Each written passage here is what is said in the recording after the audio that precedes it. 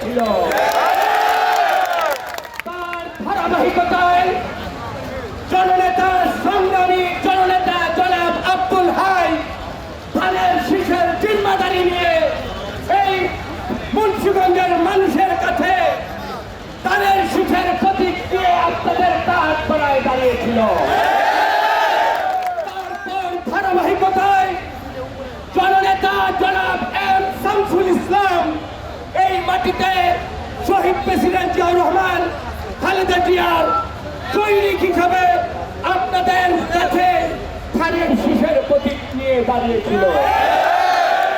আল্লাহর রহমতে জাতীয়তাবাদী দলের বেগম খালেদা জিয়ার সরাসরি আশীর্বাদ নির্দেশনা এবং তারেক রহমানের আগামী দিনের মুন্সিগঞ্জকে যেভাবে শিক্ষিত তারুণ্য সৎ জবাবদিহিতার নেতৃত্ব মুন্সিগঞ্জে প্রতিষ্ঠিত করতে চায়, সেই আলোকেই আপনাদের দোয়ায় উপরে আল্লাহকে সাক্ষী রেখে বলছি, কামরুজ্জামান রতনকে নয় তারেক কর্মীকে তাদের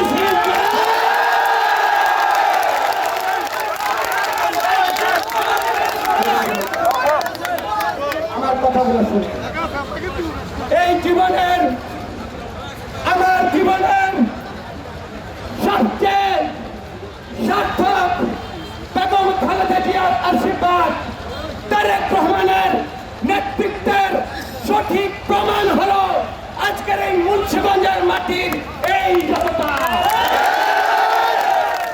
ধানের শীষ আমার নামে প্রয়াপ্ত হতে পারে, কিন্তু এর অংশীদার এর দায়িত্ব আপনাদের কাঁধে।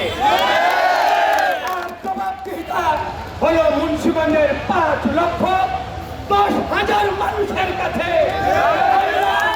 দায়িত্ব বুঝিয়ে দিয়ে জিম্মাদারি নিয়ে তাদের কাছে ন্যায় ভিত্তিক ন্যায় সংগ্রামের প্রতিষ্ঠা করার জন্য আমি আপনাদের সবাই আমরা ওয়াদা